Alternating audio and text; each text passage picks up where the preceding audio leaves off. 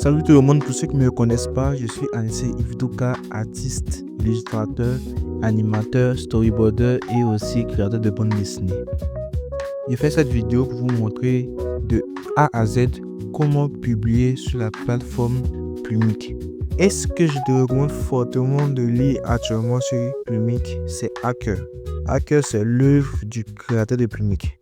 Donc vraiment, je te recommande ça fortement. Sans plus tarder, on va commencer.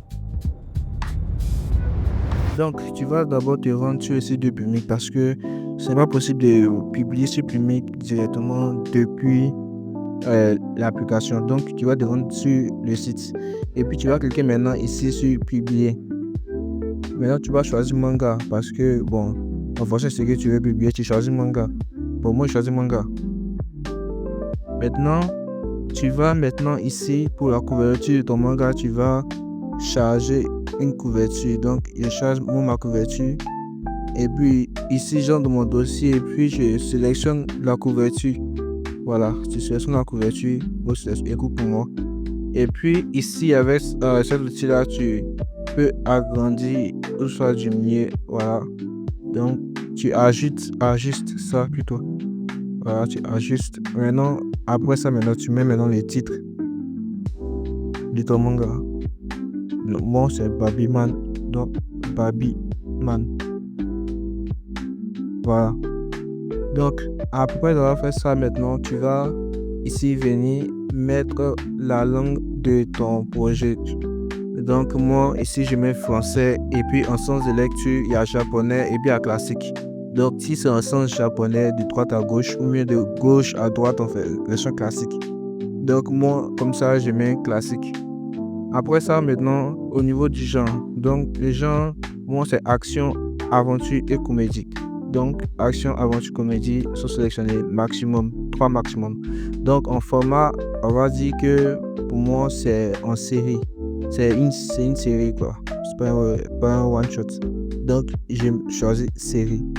Maintenant, en statut, je mets en cours parce que là, il y aura d'autres chapitres à ajouter. Il y aura plusieurs chapitres à ajouter. Donc, là, je mets en cours.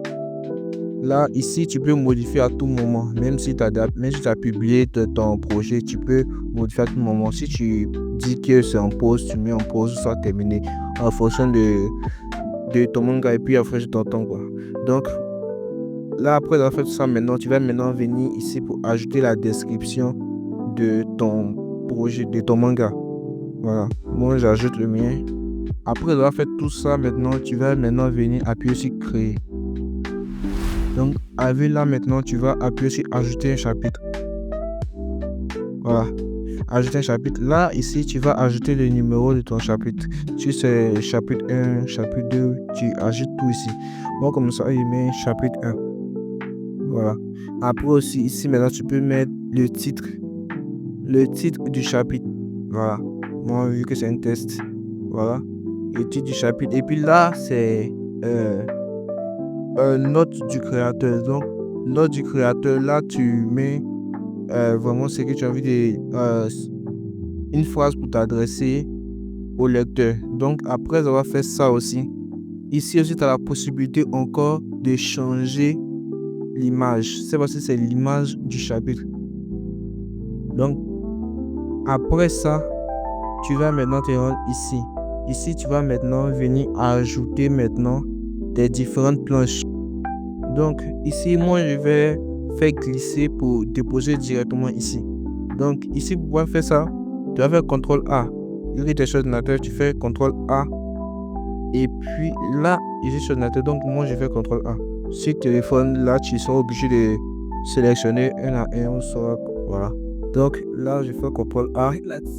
Et puis, je glisse et je dépose ici. Voilà. Voilà, toutes les planches sont là. Donc là, si tes planches étaient désordonnées, tu allais venir ici, triable, activer ça. Et puis maintenant, tu vas venir, voilà, déplacer ça. Mais vu que pour moi, c'est déjà ordonné, donc pas besoin de faire ça. Donc, après avoir fait tout ça, maintenant, tu appuies sur sauvegarder les pages.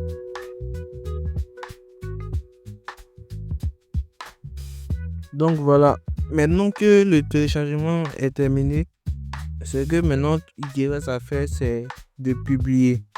Il te reste maintenant à publier ton manga, ton premier chapitre sur Plumik. Donc, pour ça, tu vas appuyer ici et tu vas appuyer sur publier. Maintenant, si tu veux programmer la date de sortie de ton chapitre, tu vas appuyer ici sur programmer. Et puis, tu vas mettre maintenant la date à laquelle tu veux que le manga sera publié automatiquement sur Plumik. Voilà.